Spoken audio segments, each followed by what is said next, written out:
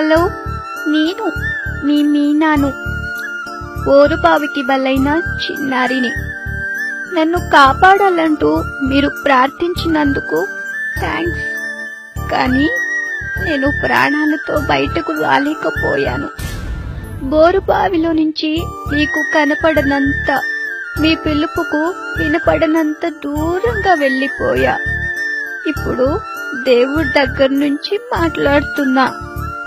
అమ్మా, నాన్న ఎలా ఉన్నారు?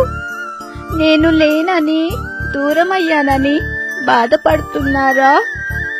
ఎందుకమ్మా ఏడుస్తున్నావు? 2 ఏళ్లు కూడా రాకుండానే నేను దేవుడి దగ్గరకు వెళ్ళిపోయానన్నా? బాధపడకమ్మా, నువ్వేడుస్తుంటే నాకు ఏడుపొస్తోంది. ఏం చేస్తా?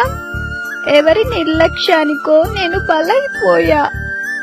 చీకట్లో భయపడుతూ ఊపిరాడక నరకయాతన అనుభవించా. చిన్నారి చిన్నారి అని నువ్వు పిలుస్తుంటే నీ దగ్గరికి రావాలని ఎంత తల్లడిల్లిపోయానో. నా ప్రాణమంతా నీకోసం ఎంతగా కొట్టుకుందో. నేను క్షేమంగా తిరిగి రావాలని ఎంతమంది దేవుళ్లకు మొక్కుకొని ఉంటారో, ఎన్ని ప్రార్థనలు చేసుంటారో. మనుషులు చేసిన తప్పుకు దేవుడేం చేస్తాడమ్మా?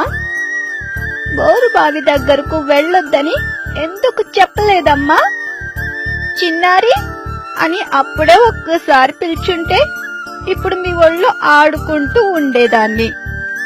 అక్షిత అక్క, నువ్వు ఏడవద్దక్క. నేను వెళ్ళిపోయాగా. రేపటి నుంచి నువ్వెవ్వరితో ఆడుకుంటావు?